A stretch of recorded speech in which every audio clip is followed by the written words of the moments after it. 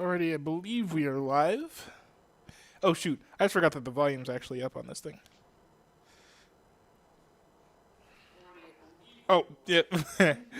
yeah, I have my I have everything up on my phone just to monitor the stream. Oh, I forgot to turn on my little system that I have that has the text to speech. Let's see, give me a second here. Oh, I'm not seeing it. Oh, there it is. All right, cool.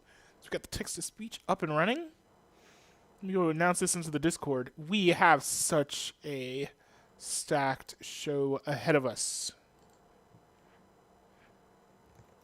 Give me a second.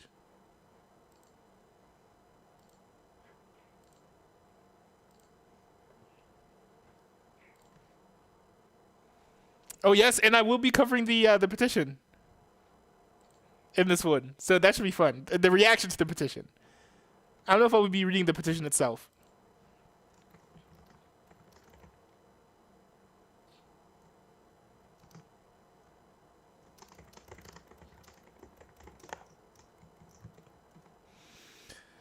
All right, boom. So we're up in the Discord, so there's no reason to delay. I'm really excited to start this because I've had so many things that I've wanted to talk about. So many things I've wanted to cover, so many things I've wanted to discuss through... Hold on, there we go. So many things I want to discuss, but I just haven't had the time. Now, I've just been really busy with homework and things. But sorry about that. There we go. Yeah. But yeah, I don't think I'm going to be able to get to everything, if I'm going to be honest, because we have a whole lot here. You know, I'm just reading through my docket that I have here before me. Actually, I believe I might be able to, give me a second here. That's the right one, right? Yeah, I might be able to just, show you guys. This is all the things I have in my docket. And here, I'll show you guys what I think is probably realistic. You know, we have some memeology videos in here. Jon Stewart has an Apple TV Plus show, and I didn't know about that, so I want to talk about that. Some Christian movie trailer. We have that we're going to react to. Lecrae saying Christian rap is dead, which is an interesting choice for a Christian, interesting thing for a Christian rapper to say. We have, oh boy, this is going to be something. That's gonna be really interesting to do. The whole abortion SNL situation. Yeah, so many things. So yeah, I kind of want to just dive in, but first, let me see here. A shout out from your sponsors. No, a shout out from my sponsors. No, it's not. It's not actually a sponsor, and no, it's not bourbon whiskey. Although it is, I would be remiss if I did not mention that it is a distinctive product, which is unlike other types of beverages. But today, the drink of the day is going to be root beer. A&W. Apparently, this has been root beer since 1919. I didn't know it was that old, but okay. There we go. Very nice.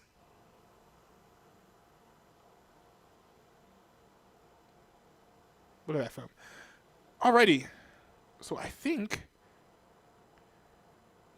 with all of the necessary festivities out of the way, without further ado, we should be able to finally get started reacting to some really interesting comments. By the way, if you guys want to, while you're watching this live or afterwards, if you're watching this live, and you want to interact, you most certainly can. Actually, hold on, give me a second here. I forgot to join the Discord for a sec. Because I have a Discord specifically for streaming. And I need to set it up. Well, I need to set it up here. But in the main chats, there we go. I will pop into the voice chat here. And then if you're in the Discord, you'll be able to chat with me by voice.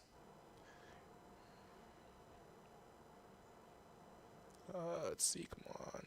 There we go. Boom. I'm in. All right. Let's do this.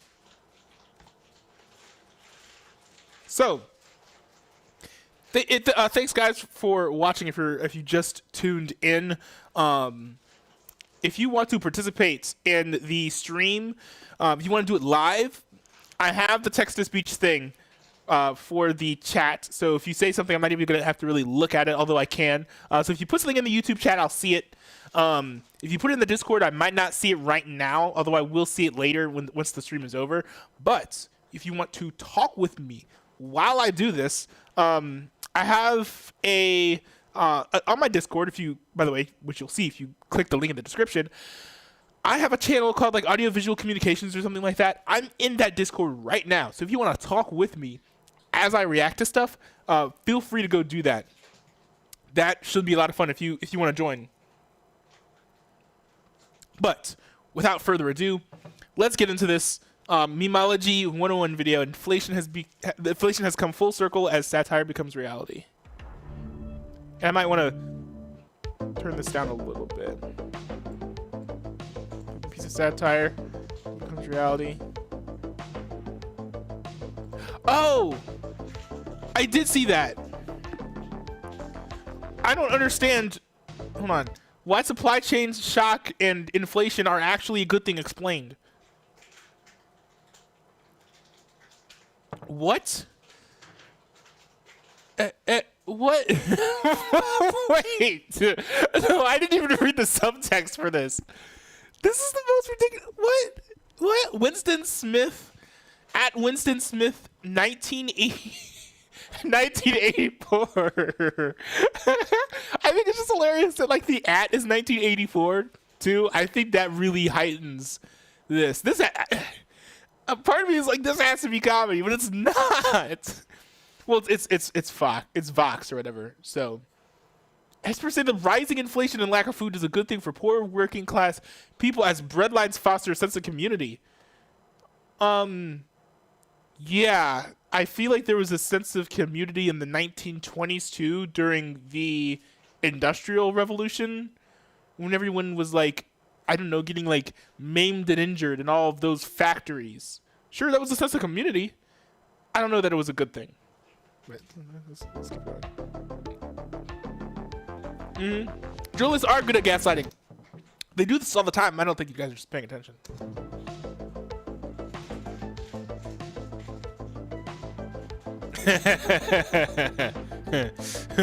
True. If you guys couldn't see what that said because of the overlay, it says we went from inflation is temporary to why getting pegged is good for you. The inflation scare doesn't match reality. Yes, it does. Actually, there's a dollar store nearby where a lot of the students. I go to a college called Cedarville University. You'll be hearing a lot about that later. But at that college, there's like a dollar store that's like across the street, and people go there when they want to like get stuff. Like I got that root beer that I poured out into this glass right here earlier. I got from that same store, I think, and I went in there and it was literally like 40% stocked. Like, especially like the food section too was absolutely ravaged. It's ridiculous. So hopefully it gets better, but yeah, it's bad. Inflation looks bad now, but it's pretty much sticking to the script. Okay, yes, it is, but you know, economic crises are normal, but that doesn't mean they're fun. Also, was that just me or did the? Oh yeah, okay. Republicans are scaremongering about inflation to derail the Democratic agenda. Is the Democratic agenda to make everything cost like 10 times more? If so, they're winning. I think I'm getting tired of so much winning. Don't rant about short-staffed stores and supply chain woes. I think I will, because those kind of suck. No, it's not a good thing.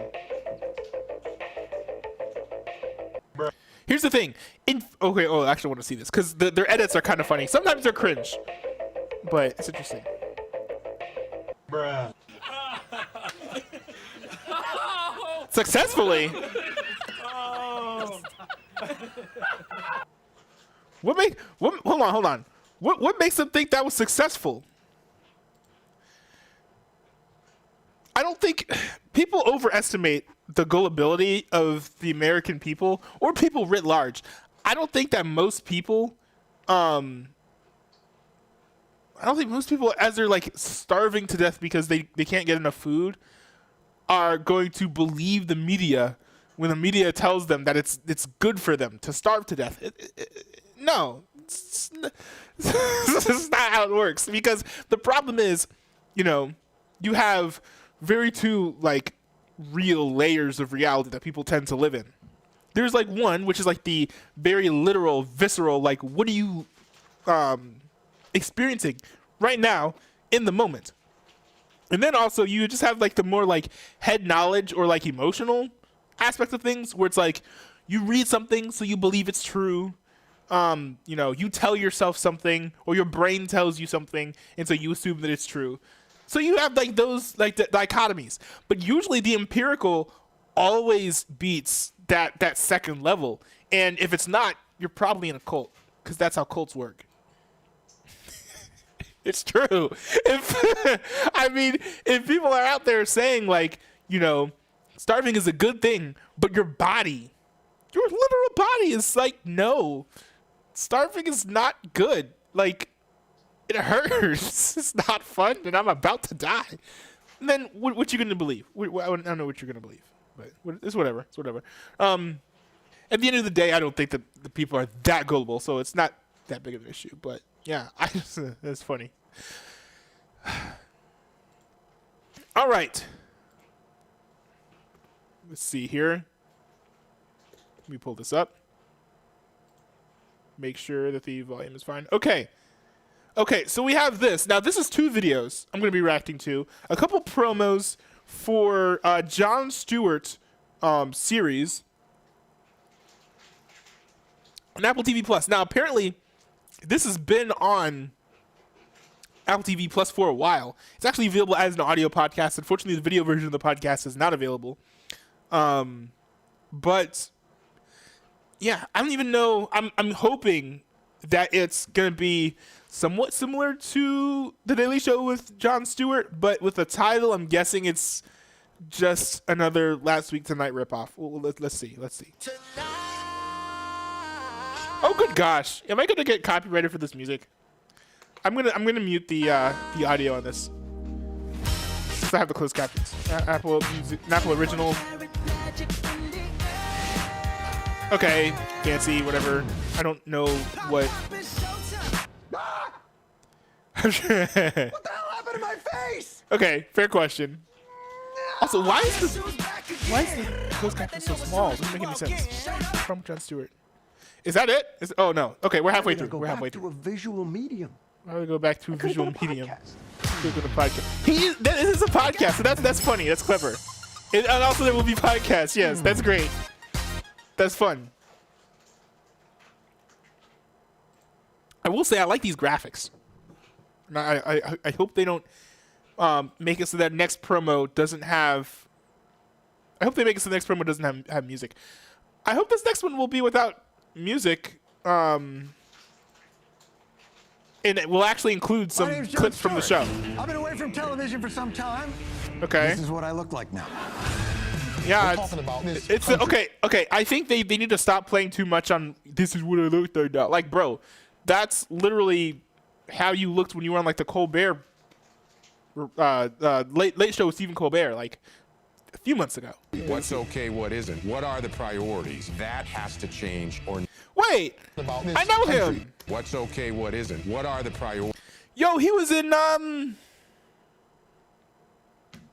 Community. That has to change or nothing will change. You're saying burning everything with jet fuel might not be the answer? I have a bachelor's degree, but I'm still living in poverty. We have huge inequality. Welcome to the problem with Jon Stewart. We should put a comma in that. So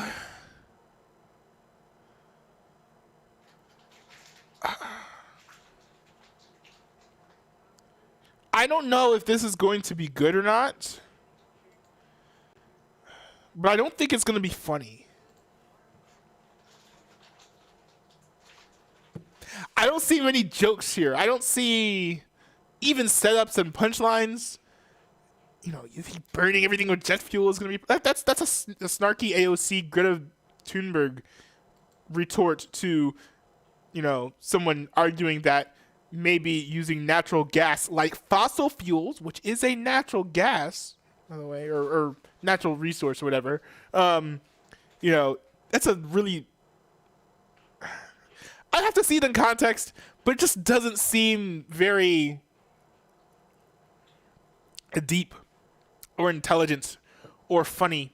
And I feel like a good comedy, what we expect from Jon Stewart, it has to be all of those. But once he stopped playing a character, we see who he really is, and it's not as interesting, entertaining, or smart as the character that he played on Comedy Central, which is unfortunate. All right, this video, hold on, let me go back. Now, come on, work, thingy, work.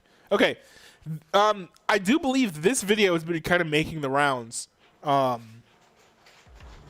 I haven't seen the whole thing. I just saw descriptions and headlines. Let's see, what is this? Oh, by the way, for, you know, it says Jeff Bezos gets cucked by Leonardo DiCaprio, which basically means, I think it just means the person that, I don't even know who the lady is, what her name is, but it just means that the lady who like is in a relationship with Jeff Bezos is, I guess, flirting with Leonardo. I don't know. Let's watch the video. Let's watch the video. I talk too much.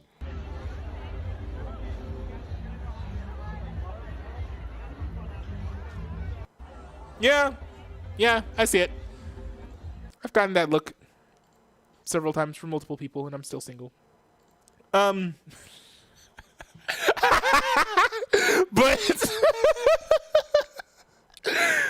but yo,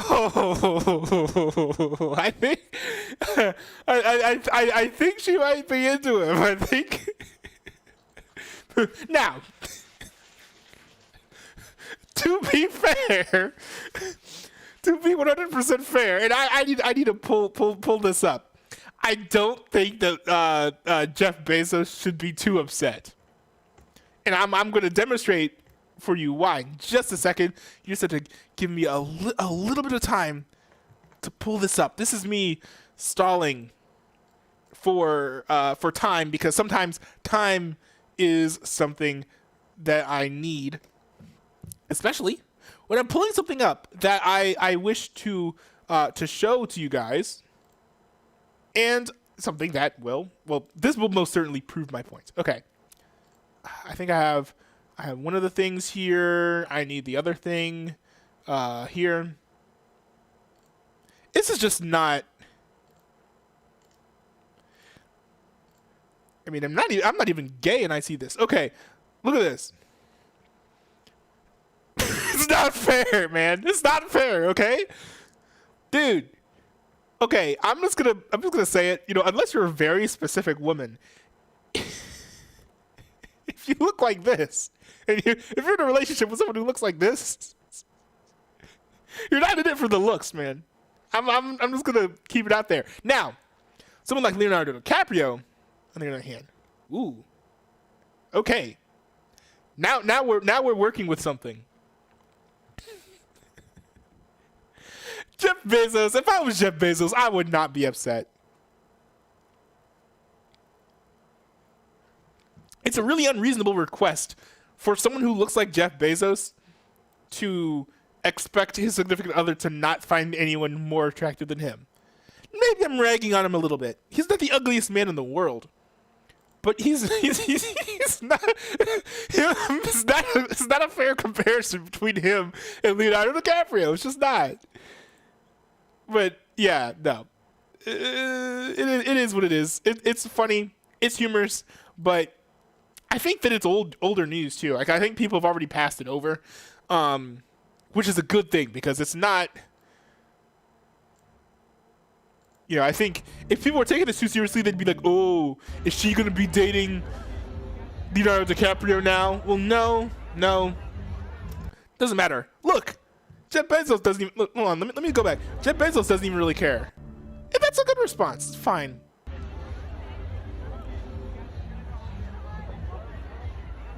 Look, if she's in it for the money, there's no way that she's leaving Jeff Bezos for Leonardo DiCaprio. I'll just put it like that. That's true. That's true. Oh my goodness. Oh boy. This one's gonna be interesting. What an inflammatory title. This is 100% not facetious. If Memology 101 sees this video, I like your channel, but this is inflammatory. This is Biden's diversity hire claims roads are racist. Hold on. Let me scroll down. If you're gonna call him a diversity hire, it's a little bit inflammatory. Maybe it's true, but it's inflammatory. Oh, man, I am not the best with this interface. All right, let's just go. Let's go. Biden's diversity hire claims roads are racist. By the way, as a black person, I am an expert on this. So. So, can you give us the construct of how you will deconstruct the racism that was built into the road? Hold on. Wait. I just want to point out the really terrible phrasing by this reporter. Hold on. She says. So, can you give us the construct deconstruct of how you will deconstruct? In what universe? Hold on. I'm gonna ask my my linguist roommate here. I don't know if he's. Hey, Craig, do you have a second? Yeah. Okay. Does the sentence or the asking someone how they will construct. Like, hold on, let me see. What's the phrasing for this? Doesn't make any sense. The construct of how you will. Can you give us the construct of how you will deconstruct something? Does that make any sense from a linguistics perspective? Say it again. If one person's going to ask somebody else to give them a construct of how they will deconstruct something, does that make any sense? Like, define deconstruction. Assuming deconstruction is a standardized approach to arguments evaluation, then define the construct of your deconstruction. Yeah, maybe it's just a really. I guess it's a fancy way of saying Clunky. yes. It's not fancy. I would not say that. Okay, yeah, that's fair. It doesn't make it too much sense. And I think you have to not let the clunkiness get in the way of The meaning. the meaning. I think True. The meaning is clear.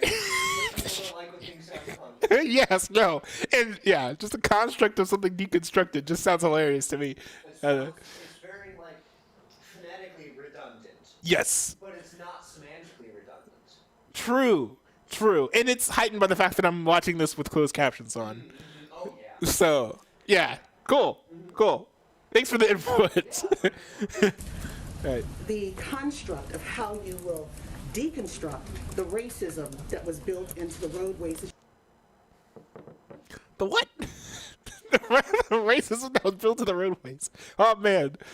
So I've just been like running over racism wherever I go. And honestly, that's a nice prospect to me. Just like, you know, running things over usually kills them. I'm fine with killing this racism, like driving hundreds of miles across America.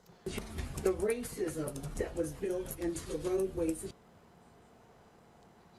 What? Hold on. As to where we target those dollars, you know, I'm still surprised that some people were surprised when I pointed to the fact that if a highway was built for the purpose of dividing a white and a black neighborhood, or if an underpass was constructed such that a bus carrying mostly black and Puerto Rican kids to a beach, or it would have been, in New York was designed too low for it to pass by, that obviously reflects racism that went into those design choices. I don't think we have anything... Okay, I don't...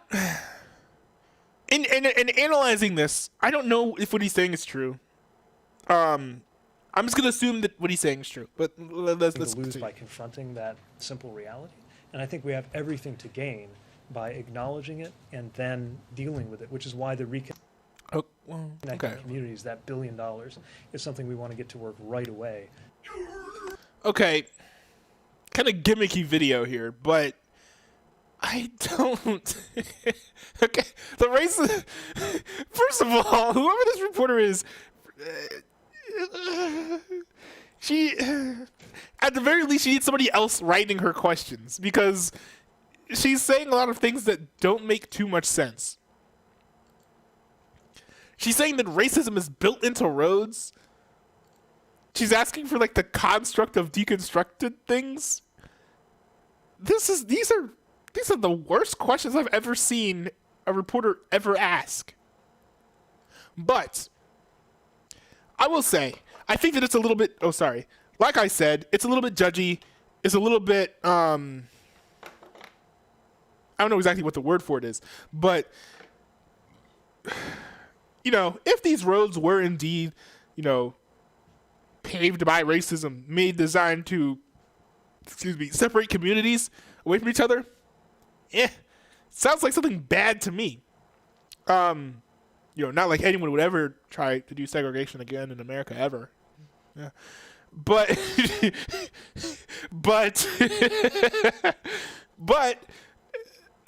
what does he want to do? Because another thing to consider is that like demographics change a lot. Those same communities that were split up by these highways, I guarantee you, they're not segregated because these highways exist. Now, if there was a scenario in which, you know, these highways had some sort of mystical cosmic power to prevent black people from crossing to the other side, I would say, yeah, I would be in favor of tearing that down. But I don't see any evidence that that's the case. You know what I mean? Like, sure. They were created to serve a certain purpose, but that purpose is moot because the effect is nullified. If it's not doing the bad thing it was made to do, what is there to address? Especially when these highways are something very useful. I don't know what Mayor Pete over here wants to do.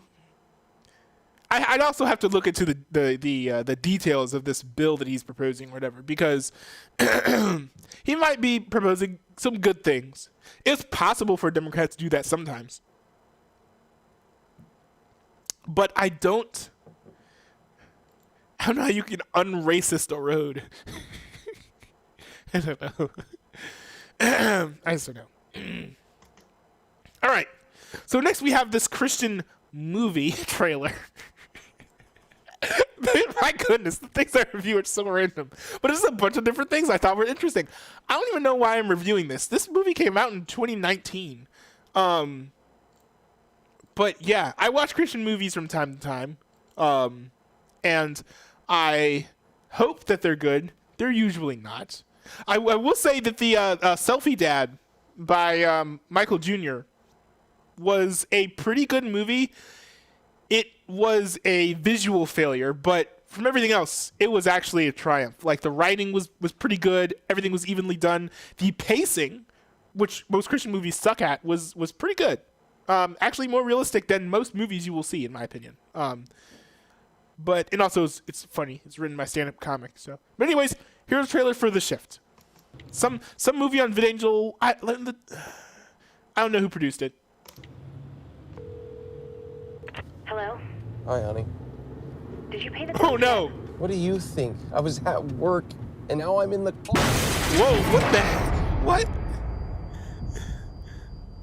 What is this? Okay, that's bad, bro. Oh, Hey there. You okay? You okay? Oh, I'm not sure. Here, drink this. Drink this. Okay, I was not expecting that jump scare. Thank you. You're welcome. The makeup's good. Satan. Hold on. Wait a minute. Hold on. I'm gonna go back so that y'all can see the captions on this. Also, that phone is dirty and cracked. Hello? Hi, honey. Did you pay the bills yet? What do you think? I was at work. Give me a and now Lethal I'm in Weapon the car. vibes. Lethal Weapon vibes for this scene here.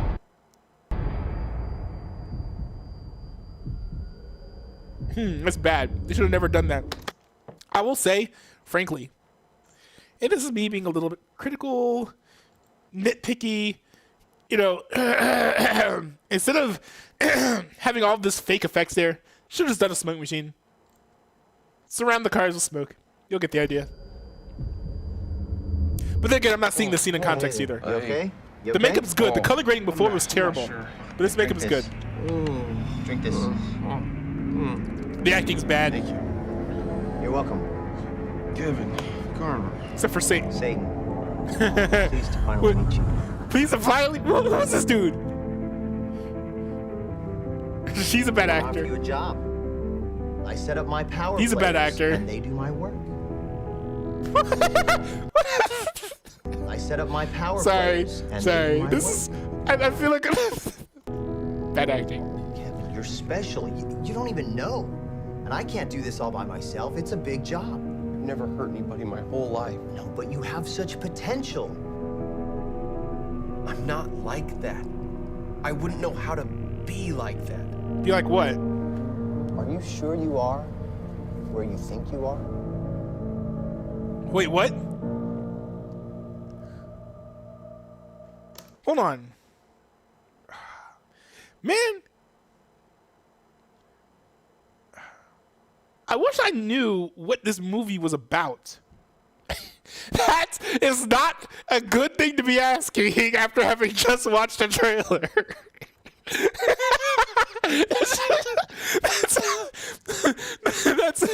That's literally like the thing you don't want to be asking if you just watch a trailer for something. Oh, this trailer looks interesting. I wonder what the thing is for is about. Now, let me see if I can find real thing. My computer really is kind of slow. Hold on, I'll close up my other browser there. Hopefully that speeds things up. But yeah, no, that was so. Is this even? This has to be on IMDb. Islamic terror attack at the school of Brussels. For all I know, it could be it, but.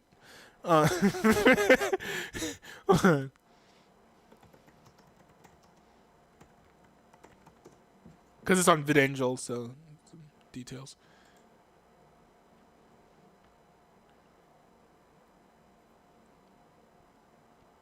Oh, it's a short film.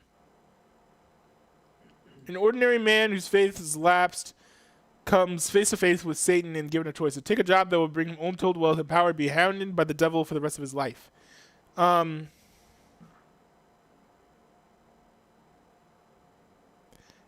is not a really gripping or interesting plot. I don't know. That whole question of like, are you where you think you are?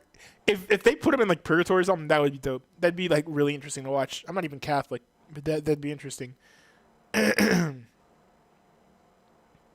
yeah, no, there's so little about this movie. Hold on. Let me see. Is there another trailer that I can watch? Oh. Is that an actual second trailer? Or is this just the same trailer uploaded twice? Hey there. They literally uploaded the same trailer twice and called the other one trailer 2. Because that's the same channel. Oh, goodness. They gotta get their stuff together. This movie looks bad. Don't watch it. And I feel bad dismissing it that quickly, but... Hey. All right, next video. Now, this one really caught my eye. This is Christian Hip Hop is Dead by none other than a Christian rapper. Let me see. So this is I don't know if you're in a Christian I don't know if you're in the Christian music or rap world or whatever, but also, by the way, maybe it's like proof. You on my page. Hold on. Like and subscribe and let's keep this thing. Okay, hold on.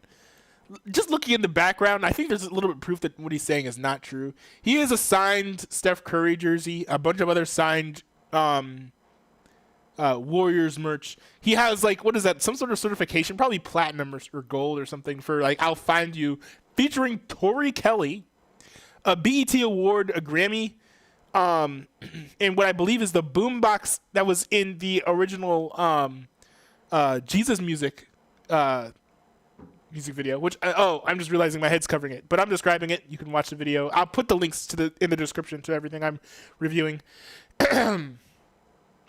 So I don't think he's right. I think he's lying. You but, on my page? Like and subscribe, and let's keep this thing. Nothing rhymes with page. Celebrities trying to do Just humor like and comedy. subscribe, okay? Just do that. Thank you. I appreciate you. Yo, what's going on, y'all? This is Lecrae. Let's just talk about it. Some people that say elephant Yes, in the room. let's talk about some it. people it's not. Some people it's like y'all are like eavesdropping on the conversation.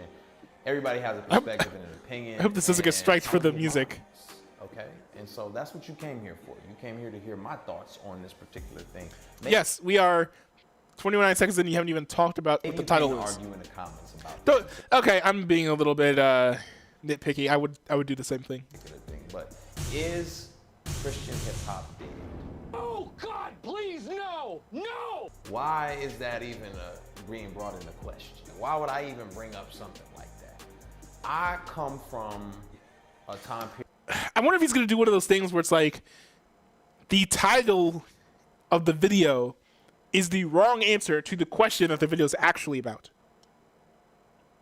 Period where Christian hip hop was kind of like this groundswell, and it was like crazy tours and flavor fests and award shows.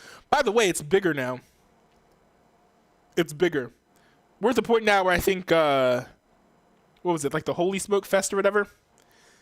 You're gonna have Kanye West wanting to go to that if he wants to stay in CHH. Like, so no, well, I'll let him speak his all kinds piece. of different things were happening all over the country, and it was really like a big, massive thing. There wasn't a lot of money involved, but it was very popular. It was like bubbling underground. You say there was a lot of money involved, or there wasn't? Hold on, let me see. And it was really like a big, massive thing. There wasn't a lot of money involved, but it was very popular. It was like He said there bubbling wasn't, underground, which makes sense. A lot of these Christian rappers, y'all don't know, but a lot of these Christian rappers who aren't on labels or running labels like Lecrae here, they work other jobs because it's not enough to pay the bills.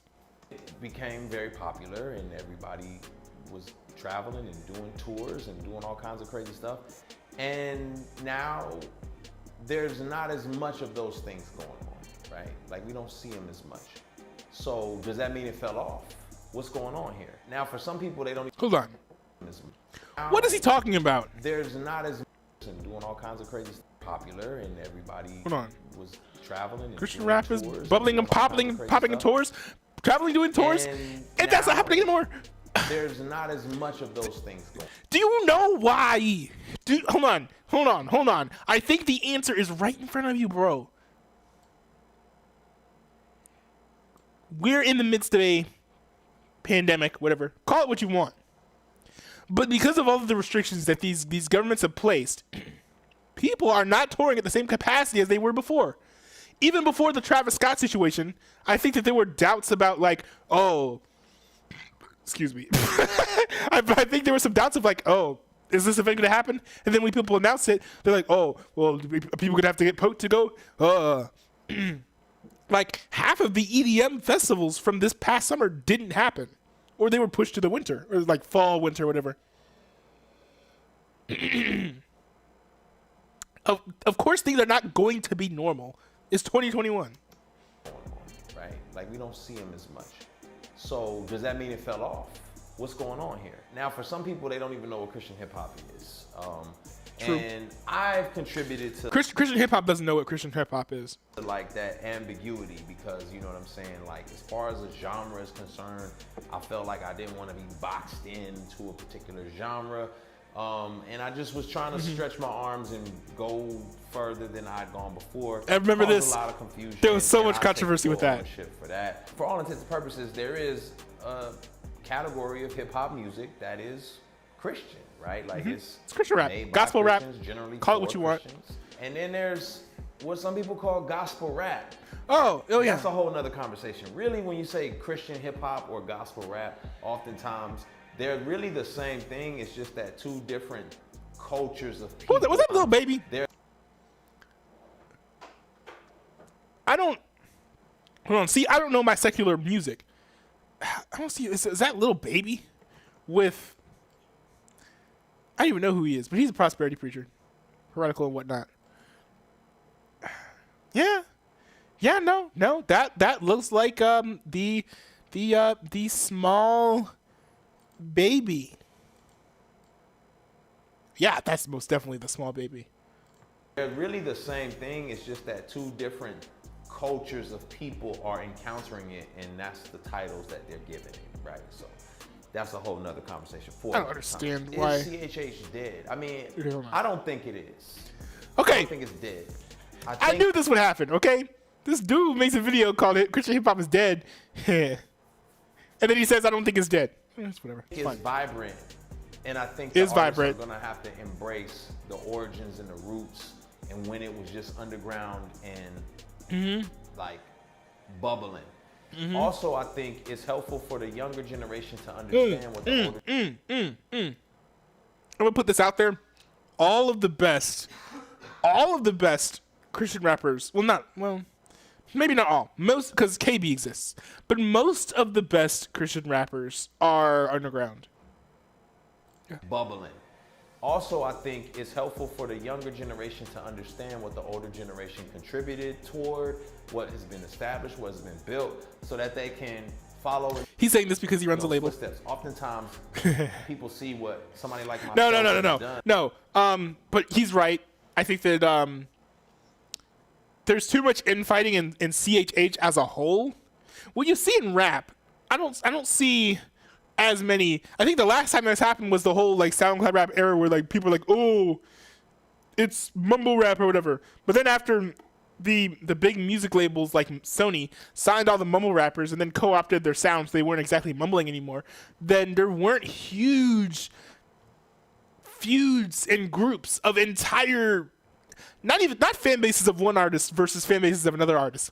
Rap feuds have happened all the time, and it builds up hype for the genre as a whole. Are you a Kanye fan? Are you a Drake fan? Without that animosity, with the whole CLB and Donda situation, neither would have gotten the same amount of streams. Just keeping it honest there. I will say it. That whole head-to-head thing helped Drake a lot more than it helped Kanye, though. But there's too much in CHH division of, I make this type of music. I'm rapping over here about, not doing crack. Look at how cool of me. No. I'm over here rapping about I'm not doing crack. Look at how cool I am, because I'm not doing crack, y'all. And then the white people over there who have their kids in youth group are like, so cool. And then of course you've got other music who's like I like the Brian Trejo's. It's like, we spit nothing but theology, nothing but theology. So you got those people. Then you've got and Shailin fits into that category too. Then you've got Lecrae, and people like Lecrae. I think that a lot of indie CHH fallen into that pattern, which Lecrae's in now, which is, just rapping about his life, which is kind of similar to what secular rap does, except it's a lot less capping. Now, and also, of course, it's like about godly things because they're godly people, presumably. Now, I think the problem is CHH is too much centered around these larger groups, and that causes a lot of infighting and division. If you make a certain type of music and you're a Christian artist, that's fine. Like, you should still be in the Christian lane. My problem with CHH is I feel like a lot of artists are, maybe they're Christian, maybe they're not, but at the end of the day, they're in the space and calling themselves Christian rappers when they're not really Christian rappers. They just want the clout from the CHH community, and as soon as the world hears about them, they move on and they ignore the entire CHH community. Like, we've seen artists like NF do that. That's the biggest name. But yeah, no, it happens all the time. People even say like they weren't Christians or whatever. And I think part of the reason why they hid, whether or not they were Christian was because they wanted to keep that clout. Because the only fan base that they had at the time was the Christians. Sorry about that. But usually what happens is with like people start in the Christian space, Christians know about them, and then the world figures out who they are. That's what happened with NF. So that's my piece there. Follow in those footsteps. Oftentimes, people see what somebody like myself has done, and they say, "Oh, I want to do that," instead of realizing the step. I don't know any indie Christian rapper who says I want to make a label. I think the culture of 116, what they fostered, which is, yo, we have our boys, we make music together, and we help each other in our careers. We do as much as we can to help each other succeed. From that aspect, yes. And you know, you would not have Indie Tribe without 116, I don't think. Somebody like myself has done, and they say, "Oh, I want to do that," instead of realizing the steps it took. And by the way, one more side, smaller groups too, you know, like NHF, which used to have like a bunch of other people, I think they all like split up or whatever, but like NHF, Lil Zero No Cap, NHF Trike, I think there were some others. I think maybe Hayes was in it too. And then I think there was just some dude named NHF, but there are a lot of small collectives out there. Like RPSMG was a short-lived one. There's some fire collectives. I did all the youth groups. I hope collectives come back. I did all the summer camps. I did all the D-Nows. I did all of that stuff. It wasn't just an overnight thing. And so I think a lot of times people want to skip steps. And it really was never about success. I was never trying to get to this place. There was definitely some struggles once I got to the place of, you know, whatever commercial success is, but it was never like a rush to get. I'm gonna come back right back. I need another root beer. Aiming for people's hearts.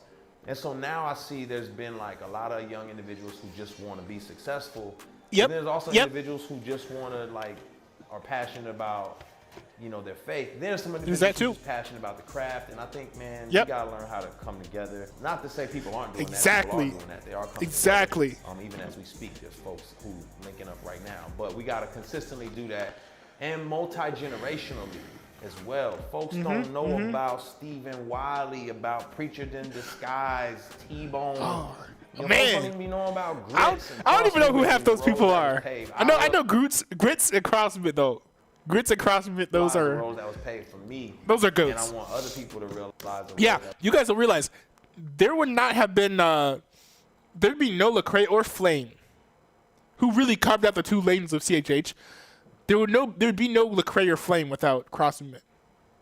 I would pay for them because, you know, we mirror the culture of hip hop in a lot of ways. So I don't think it's dead. I think it still has room to thrive and can be innovative and awesome, as long as people stop worrying about what the outside world thinks of them. Like, just embrace who you are and love it. I love seeing, like... And there are too many artists.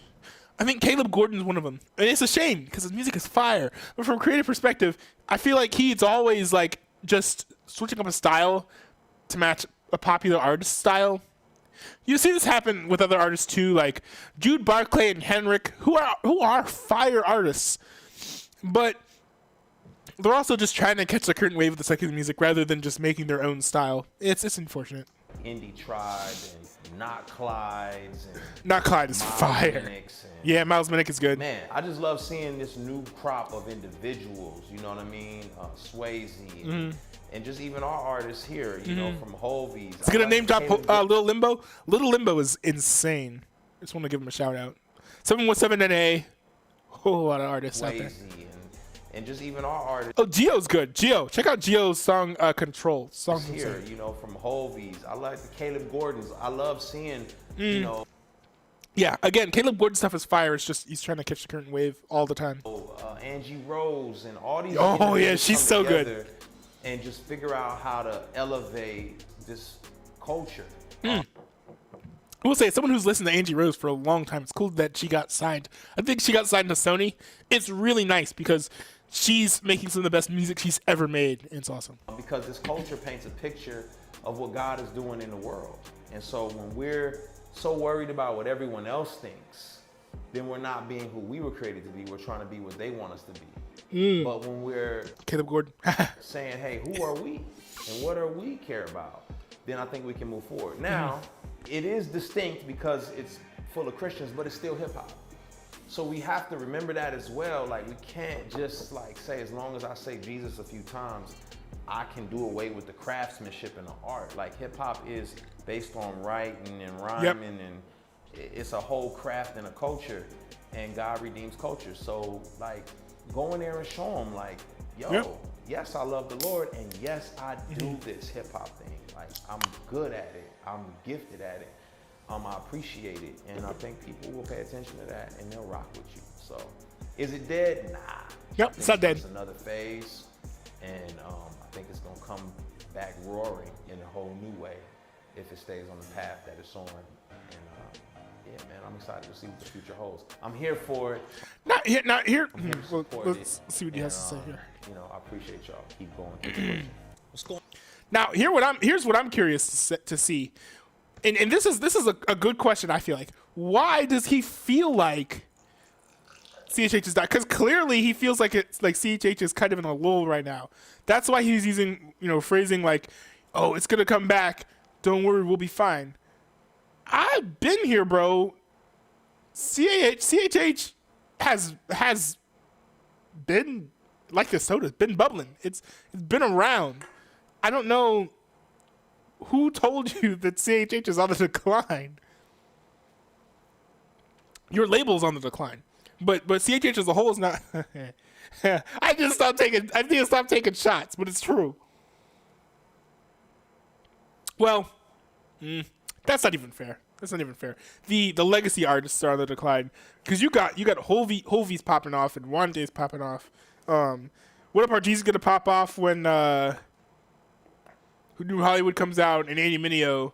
He's on his way out of reach, but him coming out with that what was it? Neverland 2 was pretty good for reach, I think. So yeah, that was kind of unfair, but man, there's no CHH is not on the decline right now. I don't know what he's talking about. I don't know who told him that. I don't have any empirical evidence to, argue that it's not the case. I can't think. But, we have new, like I mentioned, we have new collectives all the time. We have, we have Next Move Recordings, which is entirely made up of these indie,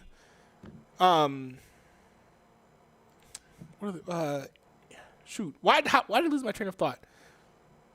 Yeah, no, they're made up of like these like formerly like indie artists who banded together to come and make stuff. You had Indie Tribe coming up out of nowhere. If Indie Tribe came back, with Indie Tribe coming back, Andy Mineo dropping an album, New Hollywood apparently coming out in Q1 of 2022, NF dropping Clouds, and going back on tour. I don't understand why anyone would think that CHH is on the decline. I just don't get it. But let's see here. Now, I was arguing with myself about whether or not I should pull up this full video, or the full thing, because I'm about to cover. Okay, here it is. Switching topics. If you want me to talk about Christian rap, I could talk about it all day, another time, but I don't have all day today. I would just like to. Sorry. I would just like to cover this topic right here, right now. Now, a guy who goes to my for context, I go to a Christian university, a Christian college, a Christian university called Cedarville University. CU, haha. And it's a Christian college, so that means that ideologically I will align with them. Culturally, I will not always align with them. And there are cultural things that sometimes they put as theological things. That's fine. It's whatever. I'm a chill dude and I can abide by a lot. Sure, the university has its flaws, but at the end of the day, it is probably like, it might be the best Christian college right now, as far as a good balance of really good academics and actually being a solid Christian school, theologically, with a chapel and whatnot. So you have all of that. Now, at this school, someone who happens to go to my church decided to make a petition arguing for the removal of Elevation, Hillsong, and Bethel music from chapel. And it's long, man. The petition's really long. Talking to the guy, I'm not gonna put his name out on blast because I don't want to. Maybe it'll be up in this video. I don't know. Part of me doesn't want like smoke to get thrown these people's way. Okay, don't throw smoke. This is a no smoke zone. Okay, do not throw smoke to the people involved in this video. Okay, boom. Now I'll say my piece. But the guy who made the petition, his arguments essentially boiled down to these churches are cults. And they're leading people away from the true gospel, and by playing the music, there are two big factors with this. Firstly, is that we're essentially inviting false teachers into our worship space. And our worship space should only have people of sound doctrine and of sound theology in them, because the source of our theology is really important. And theology is a huge part of worship and how we worship. So that was, that's part of his thinking in this. The other part of it too, a small detail for him, but for me, the only detail I agreed with him on is, and actually the important thing and why I signed the petition, is by playing music by these churches, we as a university are giving them money. Now, from my perspective, this is terrible. We have I think we have a statement of faith or doctrine or whatever it is that clearly states where we stand theologically. It's insanely hypocritical for us to say we stand for all these things, testimony of Jesus Christ, blah, blah, blah, and then to give money to people who do not align with the same views and allowing them to like further their ministry, which is actually leading people away from the true gospel. Now, to be fair, is the amount of money that Cedarville University is giving to these universities negligible? I believe so.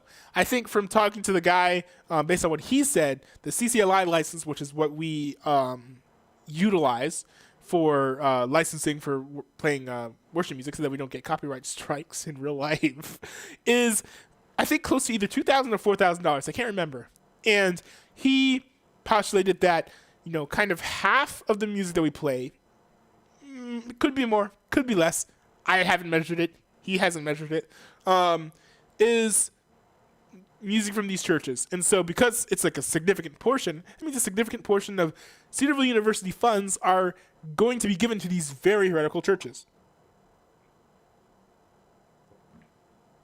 And one thing, there are things I disagreed with him about in the discussion. There were situations such as he brought up how I think It Is Well is written by a heretic. I don't think he was a heretic at the time, but then his theology, I think he ended up becoming an apostate or something, leaving the faith or joining some wild doctrines. I can't remember exactly what it is, but I think I heard that he did walk away from the faith. So he had that strike going against him.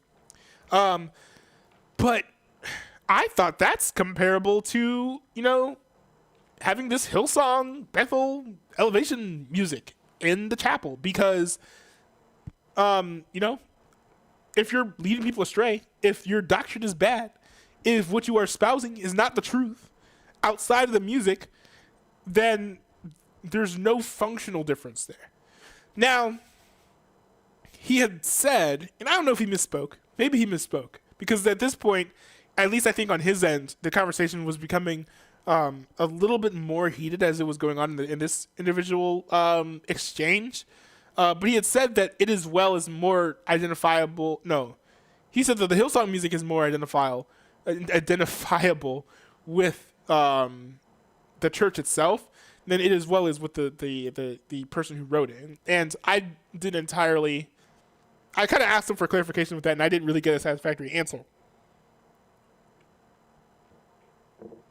But Yeah, it's kind of where I stand on it. I don't think there's anything wrong with singing these worship songs, though. That's the big thing we disagree with. I think that people can make things, pagans can make things that Christians can use to worship. See, this is why I'm not anti-drums or anti-guitars. You will not see me co-signing BBN radio because of this. I don't think just because pagans made something that makes it automatically bad. I'm putting Bethel and Hillsong on the same plane as pagans because it is not the true doctrine of Jesus Christ. So as far as like being saved, not being saved, I'd say probably the leadership, at least.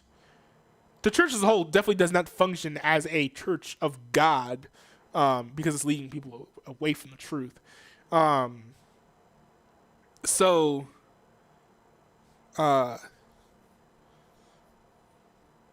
Yeah, you can, philosophers can come up with quotes and sayings that people can make people reflect and be like, yeah, I should be thankful to God for this. Pagan doctors can prescribe medicine that helps people better function in society, both physically and mentally, and have a higher propensity to praise God because of that.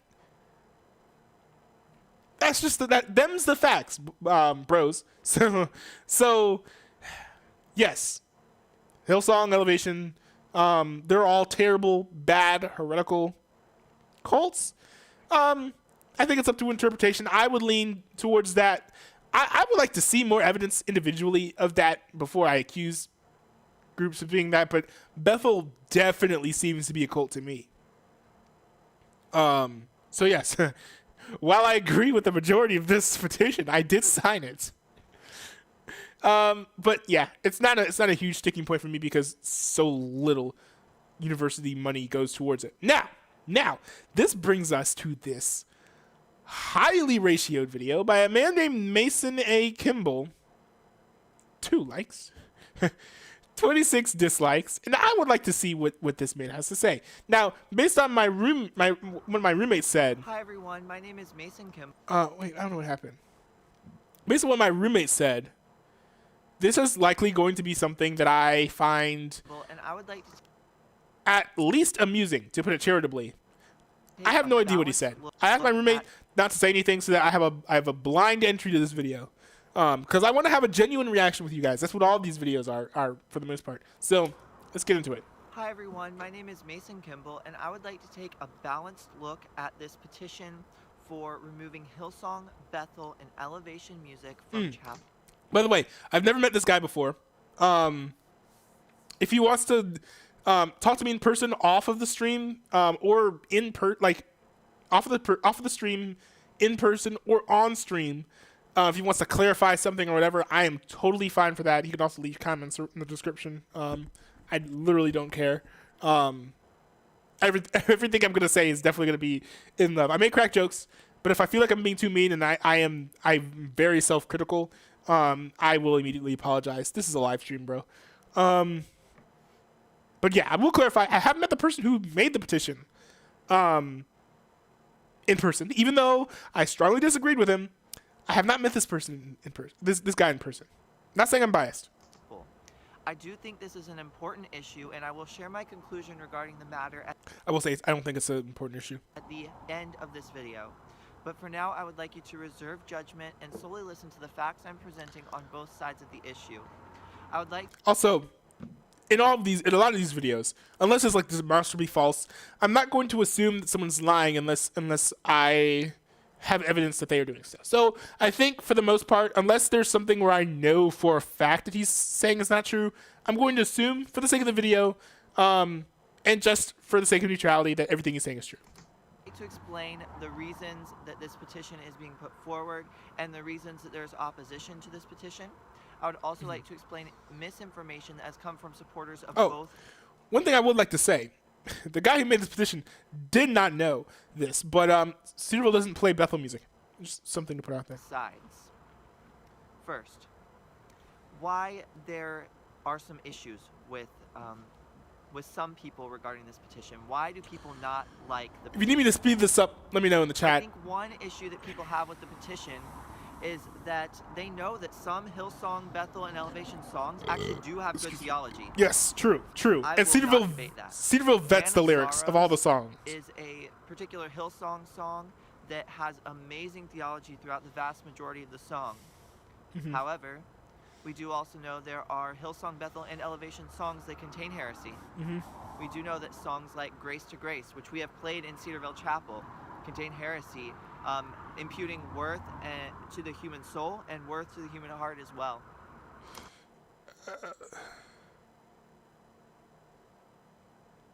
I don't know. I want to be careful in how I word this because I just want to make sure that I'm being accurate. But I don't know. Is this problem? One thing too is like I'm so out of touch in Christian worship, music, culture. I don't know I don't know a Hillsong song from an Elevation song, from a Sovereign Grace song, to be honest. But now Keith and Chris and Getty songs I can kind of tell because they're slightly Celtic. But this Grace to Grace song, I have to look at the lyrics sometime. But I don't know that the Bible says that we're worthless. Entirely worthless. I think it's hard to be pro-life and argue that people are worthless. Let's put it that way. Imputing worth to the human soul and worth to the human heart as well. We know this song's Awesome God by Maverick City, which has a close Bethel association, say that God is selfless. But we know that God, as the ultimate source of goodness, is selfish. He's self-exalting. Just as our goal is to glorify God, his goal is to glorify himself. He's a jealous God. He is after that glory. If he wasn't, he wouldn't be good because he wouldn't be promoting the ultimate standard of goodness that he is. So those two songs are definitely problematic. What a Beautiful Name It is a problematic Hillsong song as well. That says that you didn't want heaven without us, so Jesus, you brought heaven. that's like I only know I only know 2 Hillsong songs that I like, and that's one of them. That's sad. Down. Hold on, wait, let me go back. That says that you didn't want heaven without us, so Jesus, you brought heaven down. The tenses are off, but it is true. Well, at least from what I gather from Revelation. I have to go back and look. But first of all, Jesus did not want heaven without us. God made us so that we could glorify him, presumably in heaven, right? Also, he intentionally is going to put us in heaven. So to say that it's accurate to say that Jesus didn't want heaven without us.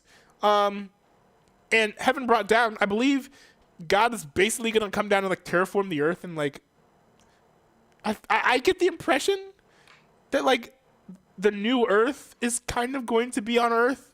I'm not 100% on that, but that's the impression that I get. I need to go back and read Revelation again. But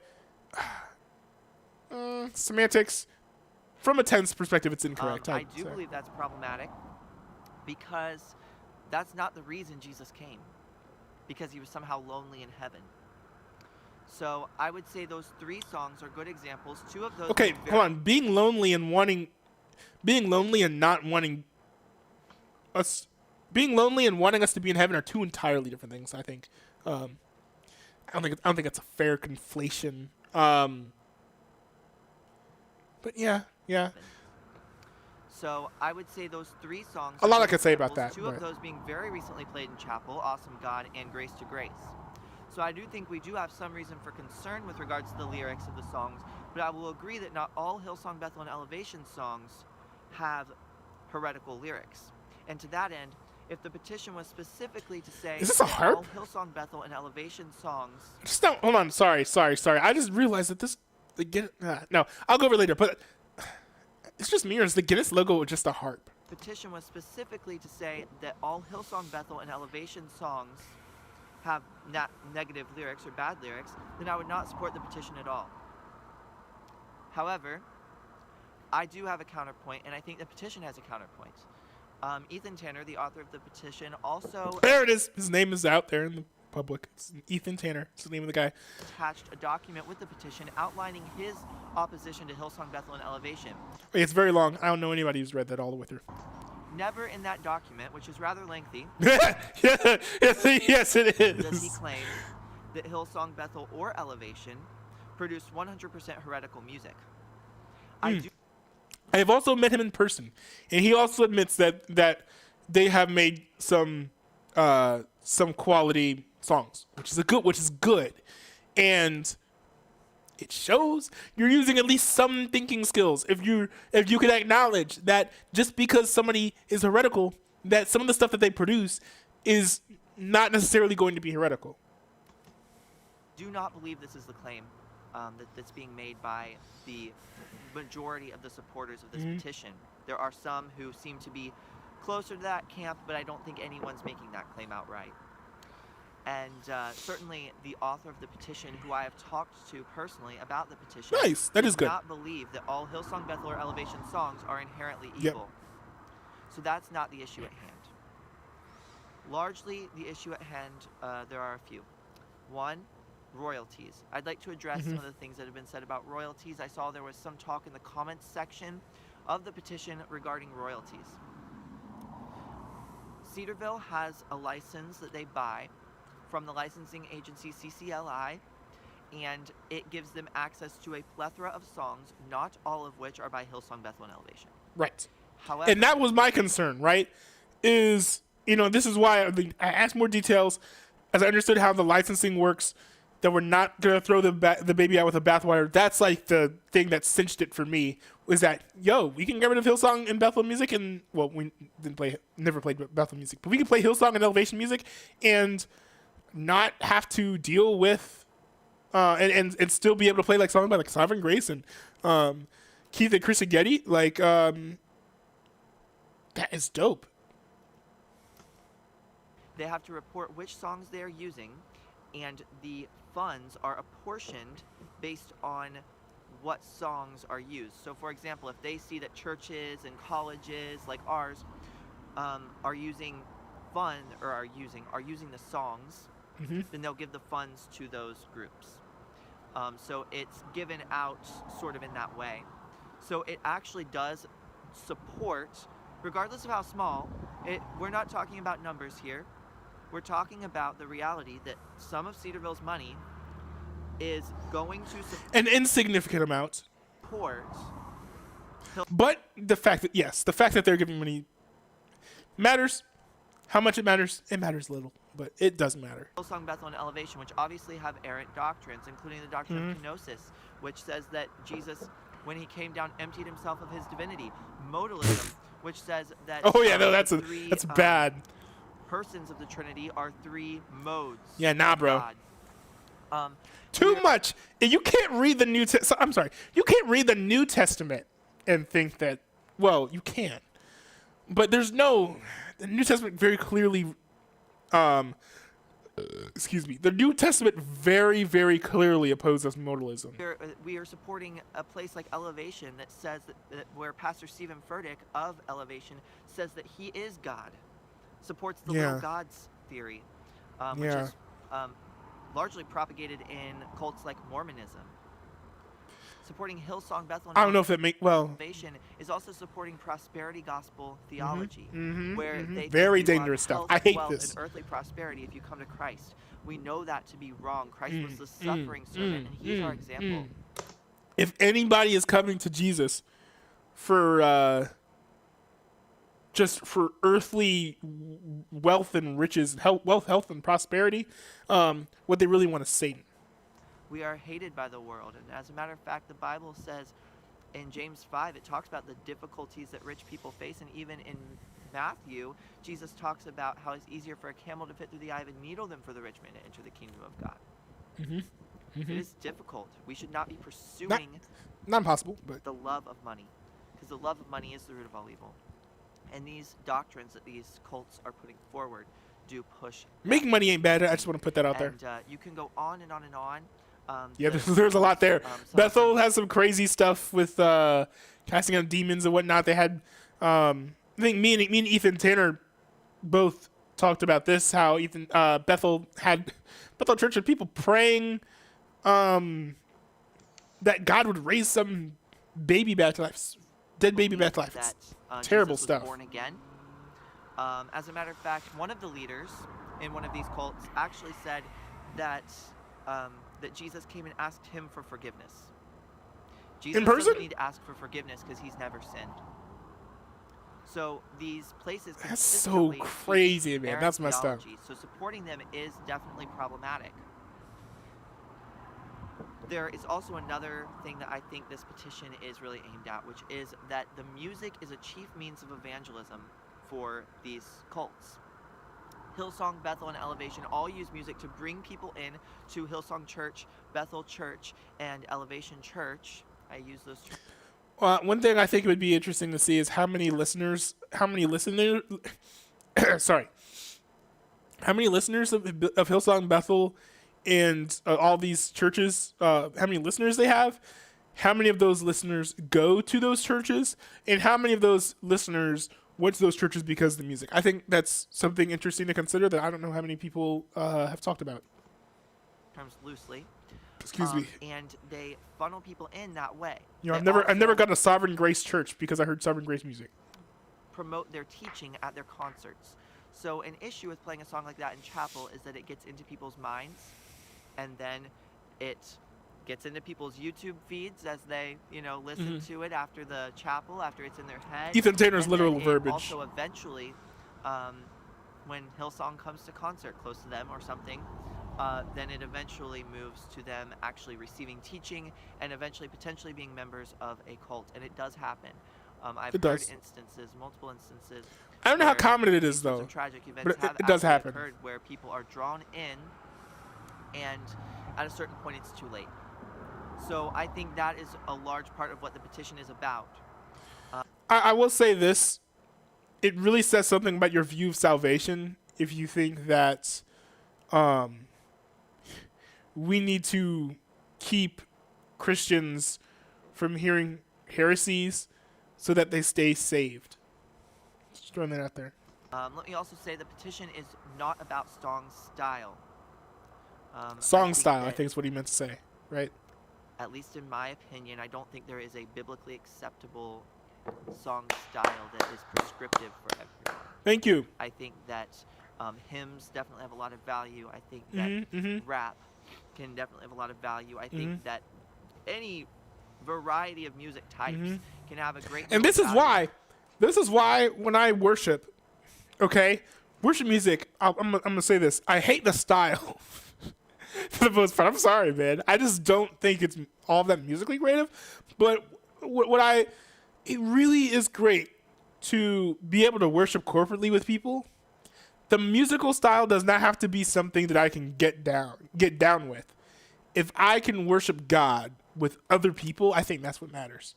It's all about the lyrics, in my opinion. So for those who support the petition, I saw in the comments section some who really just kind of wanted almost a hymn only sort of an idea. I don't think that's what we're going for. Certainly you could still sign the petition believing that, because the petition doesn't outright deny it, but that's not what the petition is about. Right.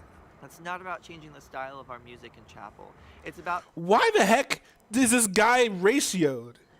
I'm not going to like this because this is my streaming channel, but my roommate really didn't like this video. And I don't see too many problems with what he's saying. I don't understand. About changing the theological content. I'm a good way through this video. This isn't bad. Elevation are problematic, but more than that, it's about not giving money and not supporting places. That's where what's about for students me. might be led astray into thinking that their doctrine is okay.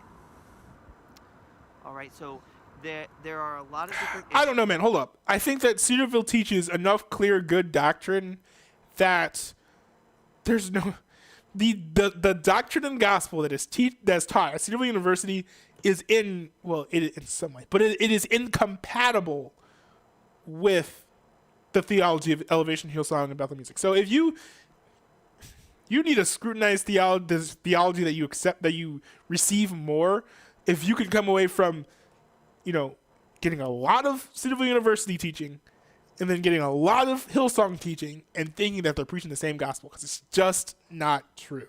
Is okay. All right, so there are a lot of different issues, so I'm going to tell you where I come down in this. Personally, I signed the petition. Mm-hmm. I do believe that's surprising. I thought this Hillsong would be an Bethel anti-petition it's clearly laid out in the paper. video. Having spoken with the author of this petition, I do believe that his motives are sincere, and he's not trying to cause division in the body. I also believe that we are to he has good call out intentions. false teachers, and that we shouldn't let them into the church. Yes, I will say it's a bad. It's to say that that's what we're doing by playing Elevation and stuff is I don't think that's fair. We're literally not letting them into the church. Excuse me. Like, yeah, there's a huge difference. We even diminish who made the songs. Like, we kind of hide. Like, now maybe if you're a K-Love stan, then you know who these people are. But unless you're in that culture, which I'm not, Okay, I guess. I Maybe that's that my fault. I just don't it's know. very important when you have a gathered body of believers. That is not necessarily the local church, but all believers are part of the global church. Okay? So Cedarville is not a church, but all believers are part of the church globally. And members of cults are actually to be shunned by the church. 2 John talks about not even greeting these people. So certainly I don't think we should be playing their Hold on. Wait. Now, hold on. I'm going to pull out my Bible on this one. The church. Hold on. Wait. Hold on. I'm gonna need to grab my Bible on this. Give me a sec. Because I want to read this for myself. He says 2 John. I don't know what passage he was talking about specifically. Hold on. 2 John. Members of cults are actually to be shunned by the church. 2 John talks about not even greeting. 2 John.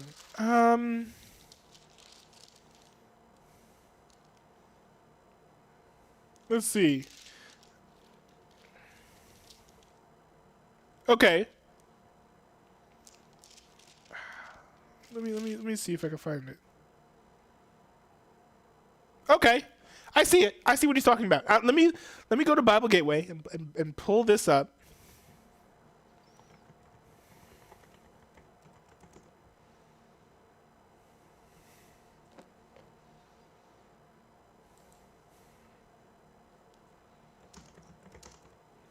Again, I don't know that this is entirely applicable because, inviting someone in to teach, and, quoting someone, those are two very different things from, having someone actually teach. I don't think it's fair to compare, like, playing someone's music to inviting them into teacher and letting in a false teacher. But I think it's here. Beware of Antichrist deceivers. Why is there that dumb sidebar? I do not enjoy that. Is there a way I can hide it? There we go. Okay. This is a lot more visually appealing. There are other words I could use for that. I think it's this section which is referring to here. This is 2 John 7 through 9. I'm in the NKJV because that's my favorite version. That's actually this version. It's the Ligonier Study Bible back when they were in NKJV, which I don't think they're in anymore. For many deceivers have gone out into the world who do not confess Christ as coming in the flesh. This is a deceiver and an antichrist. Look to yourselves that we do not lose things we worked for, but that we may receive a full reward. Whoever transgresses and does not abide in the doctrine of Christ does not have God. He who abides in the doctrine of Christ has both the Father and the Son. If anyone comes to you and does not bring this doctrine, do not receive him into your house, nor greet him, for he who greets him shares in his evil deeds. This is a tough one. This is a tough one. What do we do about Jews? Right? Is this calling us to And this is something that I haven't really thought through, because in one sense, we're called to evangelize to folks, right? We are called to evangelize to folks. But there are people who are heretical. There are people who are like false teachers or who don't hold the same doctrine. Okay, so like if you look at verse 10, right? It's not just talking about teachers. It's talking about anyone. Now, I think the only wiggle room that you could give here is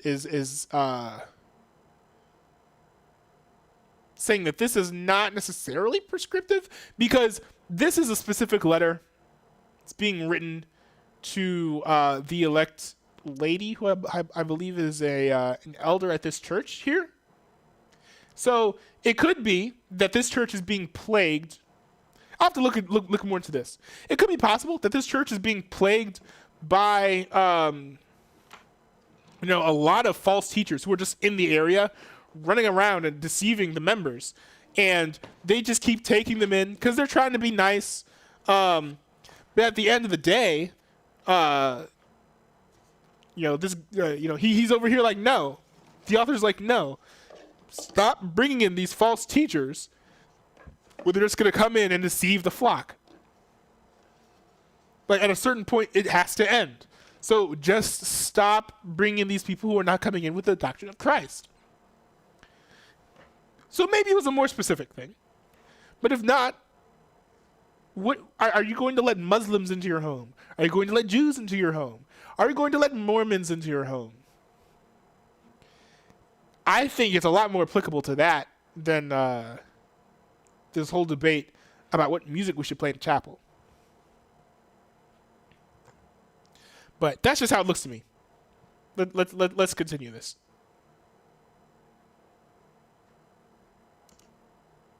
These people. So certainly I don't think we should be playing their music. It's not about that the songs were written by heretics. It's about that they're written by people who are actively deceiving people. Heretics do that. I'll just put that out there. So there's an argument that... but that is a good argument for still playing it as well. And Martin Luther, who I believe turned out to be an anti-Semite later on in life, I think. That wasn't in the movie. But I do believe that is actually true. But that's a good argument for the separation between like dead heretics and living ones. We shouldn't play It Is Well With My Soul because it was by Horatio Spafford, who was a heretic. Or we shouldn't play A Mighty Fortress Is Our God because it was by Martin Luther and he was a racist, an anti-Semite. Well, why do we play those? I'm perfectly fine with playing those. Why is that different than Hillsong, Bethel, and Elevation? It's different because they are not actively leading people into cults that are pursuing those things. These men are dead. I will say, names have long since... theoretically, those people could lead people to bad doctrine. Because of how the internet works nowadays, like, dead people can, like, through their writings, just the availability of content, you could be swayed by the writings of Martin Luther to, believe whatever wacky, kooky stuff he believed about the Jews, just by going online. So I don't know if that aspect of it is entirely true, but certainly to, if your distinction is, are these people alive and still deceiving, like putting in work actively to deceive these people, then sure, that's a fine standard. Detached from these glorious songs. They are not actively deceiving people and bringing them into a cult. They are not using their sorry. music as a chief means of evangelism. I interrupt you too much. I'm sorry. To guide people in and ensnare them in a trap of wicked theology. So I would be prayerful in considering your response to this petition and understanding it's not a musical style choice. It's not to try to push an...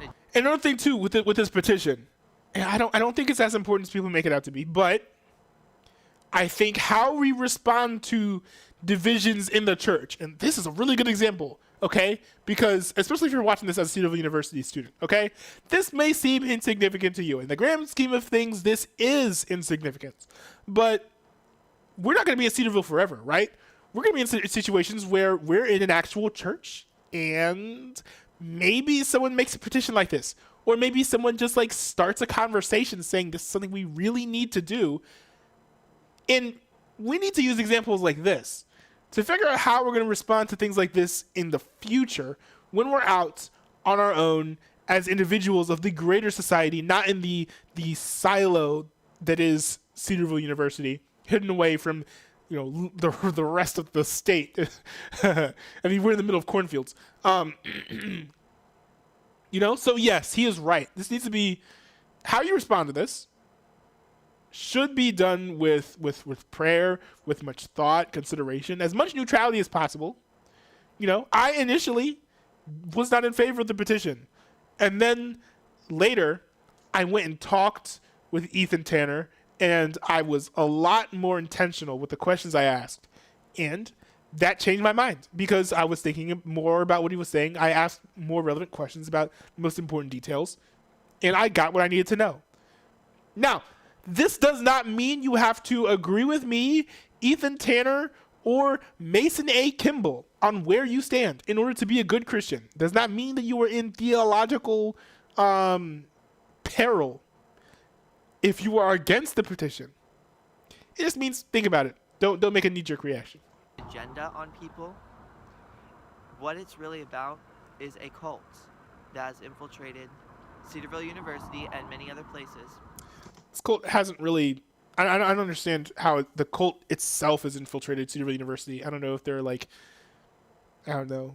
Like deep state Hillsong agents, and maybe there's some faculty members I don't know about.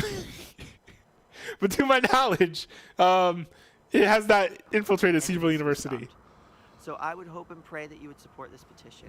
And thank you for spending the time to kind of walk through some of these objections with me. I welcome your email feedback, whether it's critical or supportive. Email feedback. Ooh.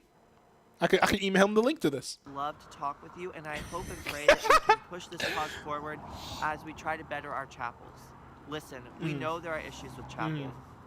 The terrible, terrible, immoral, disgusting things that happened at Live at 10, for example, show us there are issues that need to be solved. What? Okay, I think I understand where all the downvotes came from. Now, if this is where all the downvotes came from, that's really undeserved, because this is actually a good and balanced approach to this scenario. And for that comment, it's not warranting that, but I think I'll subscribe to his YouTube channel just to see a follow-up video about how disgusting and immoral Live at 10 is. You know, I'm hoping this is not a thing about musical style.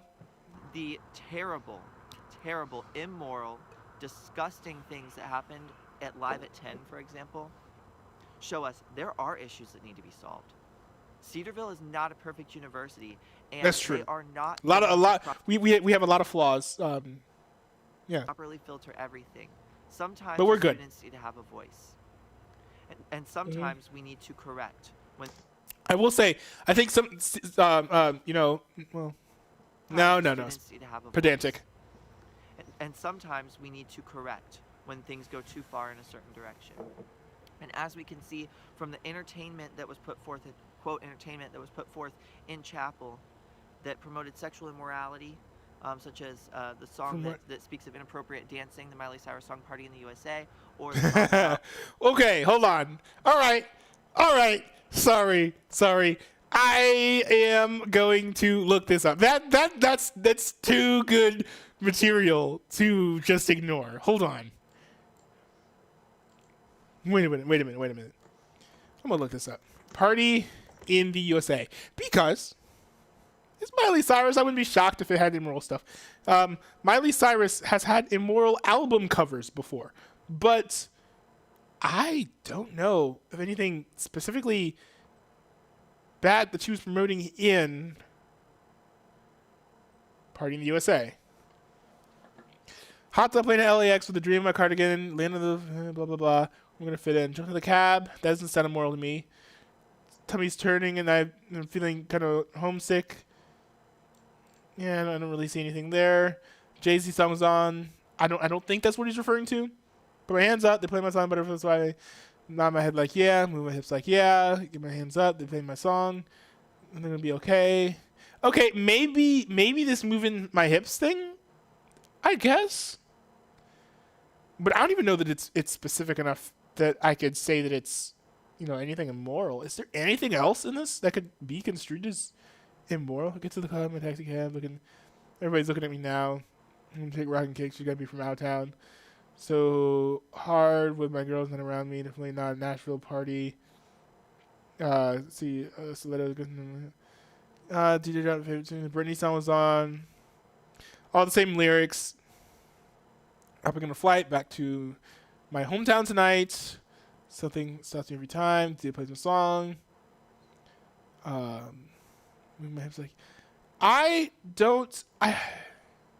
if the move in my hips line is what has you thinking that it's promoting sexual immorality, I wouldn't say that it's entirely an unfounded claim, because I could definitely see someone, okay, it promotes acts that could definitely be used. Like if someone like is doing these actions, like moving those hips, like yeah, whatever that means, it could be done in a way that's definitely like sexually immoral, but it could just be done in a way that's fun. I don't think anything in the Bible.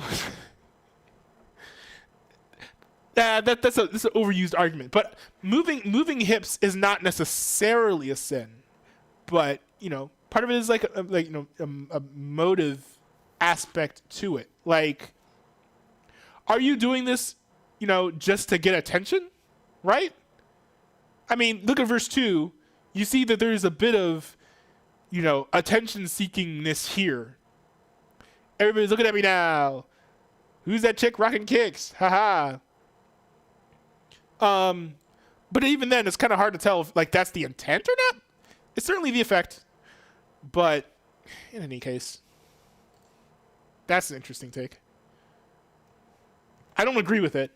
I can understand why someone would come to that conclusion, but that's not that. The song that I just don't agree. Dancing, the Miley Cyrus song "Party in the USA," or the song about quote all the single ladies, or all the single ladies.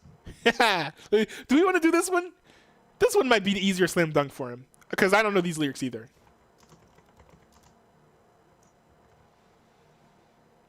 Is that it's Beyonce? Put a ring on it. And this is a song I have not heard all the way through. I wonder if how long. It shouldn't take too long to read this. I would not believe that a Cedarville University petition is leading me to read the lyrics of "Single Ladies" by Beyonce on my YouTube stream, but here we are. Okay, let's see. Let's single ladies. Up in the club, just broke up, doing my thing. Yeah. I understand that. That's, yeah. There are only so many different kinds of clubs. So to do my own little thing. Send a dip, but now you want to trip because another brother noticed me. I'm up on him. Yeah, he up on me. Yeah.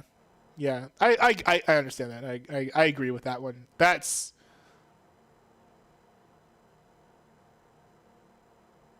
Because here in the scenario that's being described here, right, you have, like, you know, some sort of weird, like, love triangle thing going on. Where, like, two dudes at this club see this one girl, and the one girl decides to get all up on the other two. And is basically saying the other person that, like, you should have married him on the spot? I don't understand. Yeah. Yeah, no. I agree. I agree with Mason A. Kimball on this one. That is a probably not the most God glorifying song you can find.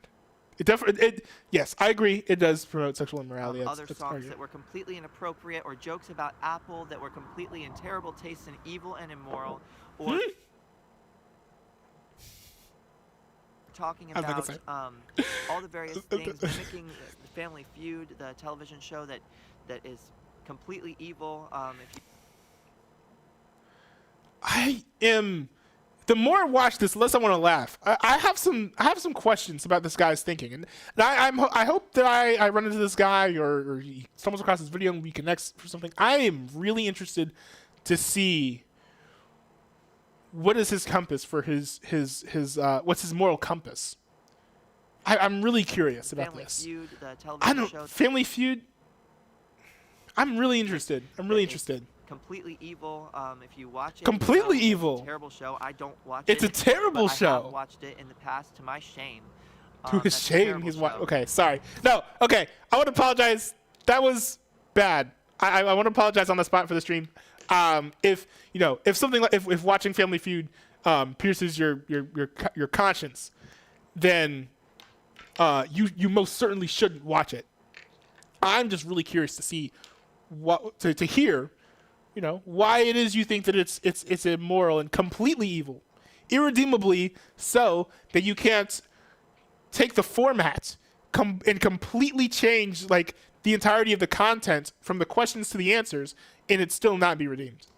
But sorry, that statement was completely out of line, poor taste, my bad. I apologize for that comment. I just want to be very clear with you. Chapel, it does need reform. Okay? And as Protestants, we're supposed to be always reforming. We're supposed to be always pushing toward the goal, pushing toward Christ. Okay? And part of that is rebuking leadership when they go too far. And when they call buttons. And I will say, we need more people to confront things about Cedarville that we may not like. I think too many people are afraid of getting called anti-Cedarville for opposing something that Cedarville does. It's really dumb. If you have concerns with Cedarville, express those concerns, man. Divinely sovereign in chapel. Don't tell me they're filtering our music properly.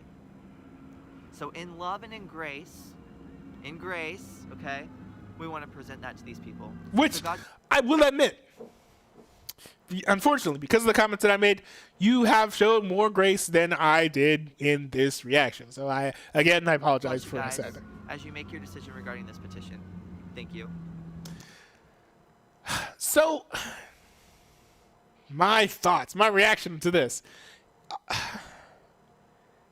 I don't understand. What is most confusing to me about this is because this is largely really good video. I think the ending betrays some really curious thinking that I would love to understand and see exactly where he's coming from. I get the idea that he's definitely from a different theological persuasion than me. I'm from I'm a Reformed Christian, by the way, just for clarification. And I don't know, I don't know if he's fundamentalist or what. I don't think he's fundamentalist because he said that the style of the music doesn't matter. But he made some really good points. The vast majority of his video was really, really good. Especially the parts that was literally pertaining to the topic at hand. Like, I had to nitpick to find some issues with this video. And there are some issues with the video. Some slight inaccuracies, but by and large, like, I don't really see. Now maybe Craig will come in and explain his quibbles with this video. I just finished watching the video. No, I don't mind. This is the last video that I reacted to, but I am surprised because of your reaction to it. I thought I would find more issues with it than I did. Oh yeah, I was just laughing. Why? Because he said Was it because of the stuff he said about Live at 10 or? Live at 10 was like. Yeah. Yeah, no, that I was really befuddled by that, and I I know somebody in the process with him. I think Allison said like, was it Allison? Yeah, I think so. Wait. I think he said, yeah, he's special. Is what. Oh. Is what. I don't know. Not in the mental development sense. I've never met him before. Me neither. So I mean, I'm trying to make as little judgments as possible. Yeah, no, but in terms of just like that really made Yes. After watching And that it's was. like, this man is never going to be able to share the gospel with anybody. Is what I said. Oh yeah, I remember you saying that. Why was? Because he's going to have a hard time getting a cultural in and having his beliefs respected by others, I feel. Because he will so easily dismiss them in the strongest possible terms. And maybe he knows not to do that. Maybe. He's doing it to the evangelical crowd. Right, because I think when it comes to the church, you know, you're definitely supposed to hold them up to a higher standard. Yeah. But yeah, to a certain extent, I don't think that it's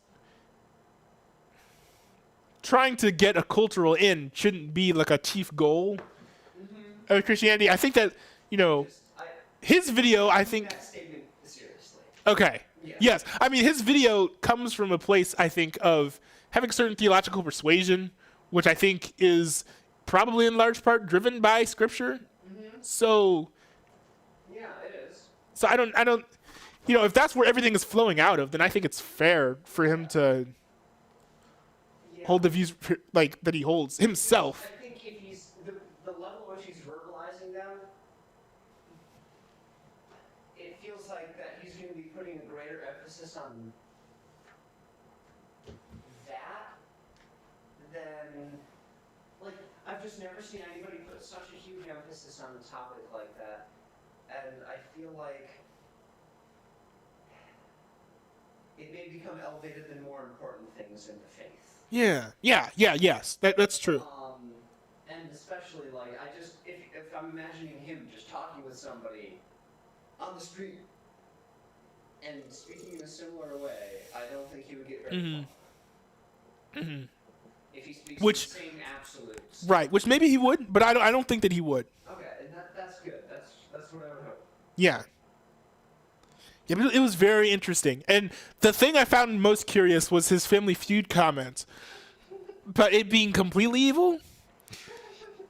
I'm really curious to see what about it is so... And I said this earlier in the stream. What about it is so completely evil that it's irredeemable when you completely change the contents of it. And you only leave... You change the name, too. And you leave behind only the format. I'm really... Like, Christmas is just as evil then. You know, because... Probably more. Probably more. Christmas is like, you take away, you know, you keep the same format and change the name, but it's still like, you know, it's still the same format of the original thing, you just fill it in with different content. And like... Yeah. So, no, I mean... Is that... No, but I want to know... Feud always has, like, major, like, sexual undertones. Family Feud? Okay. In the jokes that are made, and the things that are laughed at in every episode. Oh, really? Yeah. Interesting. I've picked up on Cause, a couple that I've seen. Okay, because It's almost like forced. It's not it is. funny at times. Because I've seen, like, clips from it, but I got the impression that those are, like, kind of rare, and that's why people made those clips, is because they're hard to find, and so that's why they put them together. All the episodes I've seen have had those clips. Interesting. And I think that could be why he's saying that. So, like, I actually understood a bit of what he's saying there, but then he still just laughed. But yeah, and you know, and the longer I went through, particularly that section, the less that I wanted to laugh, because I was just really curious as to like where he sourced, like what theological persuasion is leading him to these things. Because you know, I like trying to see if like I could understand other people who like disagree with me, and this is. I do that, but here I'm not. But yeah, true. I mean, yeah, this is just a mindset I'm completely foreign to. So, but is that the reason why there's so many dislikes on it? Because I think, in my opinion, other than that, this is a pretty solid video. Felt like you had me until the final 3 minutes. Yeah, that is fair. That is fair, and I think if that's why there are all these dislikes, like I said, that's kind of unfair. There are 2 likes and 26 dislikes. I don't remember if I added one. That's really unfair. I'm gonna give him a like because I feel like it deserves way more likes than that. It's not a bad video at all. And then he was giving a really nice take on everything. Yeah. But he started speaking in absolutes. Yes. And I think it's Which theologically arrogant to speak in absolutes. Yes, On things and outside of the gospel. yeah, yeah, But that's me. and that's what and I try not to do that because I'm not gonna be perfect and I don't understand. It's not my job. It's not my role. Because be theologically perfect. right, in one perspective that I try to take too when talking about theology is that like I might not be right. So I mean I may have my opinion. You gotta think like the fundamentalists in 500 years are gonna see our beliefs as heretical. Yes. You know? Like I mean, there are only certain things, whereas like the Bible spells it out. If the Bible like has a doctrine, I'm not going to say that's my opinion. I'm not going to say it's my opinion that modalism is wrong. You know. yeah, I think I remember what that is. But yeah, it's basically like God has different modes. He shifts from the Father to the Son to the Spirit, like back and forth. We just see too much evidence of, the coexistence of the three persons of the Trinity existing at the same time for me to accept that. This is a very postmodern approach, but I think it was what I really thought about, like man, everybody who's trying to be a good Christian 500 years ago had even everybody had something we disagree with. Yes. But then I'm like, okay. I mean, anti-Semitism. Yeah. with Martin Luther. And then I'm like, so like the fundamentalists in 500 years ago have big things that they disagree with us on. Mm-hmm. And then I'm getting, so that's where I'm like, Mm-hmm. I'm here to do the best that I can, and trust in God. Yeah. Yeah. That what my best is all that He asks from me. That. Yeah. I bet that I want to be in bed like 40 minutes. Shoot. Because there's one question I really wanted to ask about. Okay, so he cited. Actually. Wait, for real? They can't? Oh, what they think? What? It's too bad they didn't tune in and give me the views. But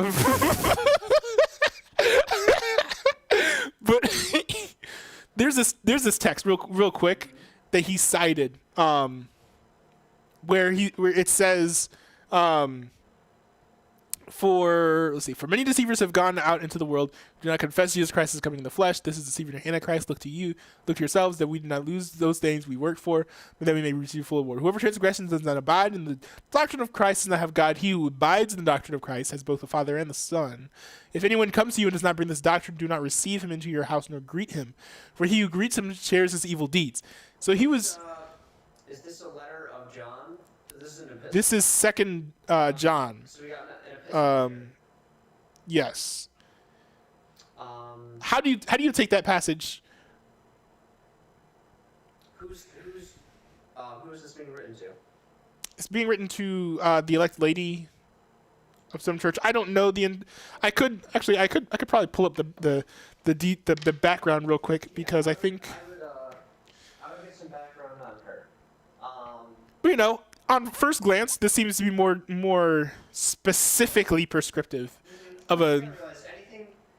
Prescriptivism is defined by how much it goes against the cultural norms.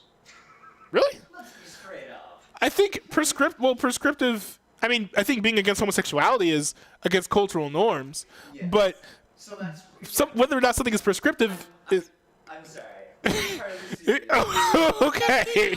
Okay. A lot of scripture, when it's something that people are culturally uneasy with, Mm-hmm. say that it was specific to that scenario. But I'm just curious because it's hard to also Or if something's not prescriptive, it's because they feel it agrees with their cultural, and then they apply it everywhere. Okay. So like the Christians in Europe see no issue with premarital sex, but like yeah. So Interesting. It's Okay, it says. Baptist fundamentalists see Ephesians 5:22 as being all-encompassing over Ephesians 5:21 because it fits their culture. But then, Interesting. But then, like the other more liberal denominations will see that as prescriptivist because it doesn't fit their culture. So Yeah. culture. I think people honestly use culture as the basis for whether or not. So I guess I wasn't entirely joking there. Yeah. Yes. Really, like when you really look Yeah, and I haven't come to a solidified conclusion about this, but I'm just curious as to whether or not this is a specific command that he's giving to this lady, because there's some bad theology that's going rampant, and these people are too quick to just accept what everyone is saying, and they keep just letting in these false teachers come into their houses and persuade them.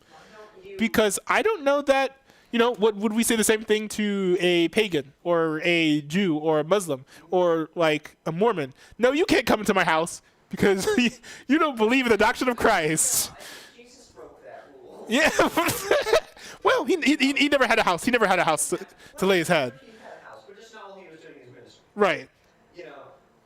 Although there's a case to be made, if you're in the ministry mode and if you're not in the ministry mode, it's two different things. I've heard that argument before, and it makes sense. Yeah, I don't know. If you read that as universal command there, I think it's going to inhibit a lot of ministry opportunities. That's true. I just want to double check and make. Ow, that hurt. I just want to double check and make sure that it's actually being descriptive and not prescriptive, and I don't just write it off as descriptive because I don't like it, because that is not. Yeah. So. I really think, it's very difficult, because then it's very difficult to interpret the scripture without thinking about what's. I feel like we use culture to determine what's right and wrong. Mm-hmm. Mm-hmm. And then we, have definitions of what is right and wrong in our minds, and interpret what's prescriptive and descriptive and scriptive based off of that, and attribute it to the Holy Spirit. Yeah. Yeah. So, it's all backwards. Like, everything should just flow out of the scriptures. Yeah, but I think it's near impossible to do that. True, because we all have our own cultural lens.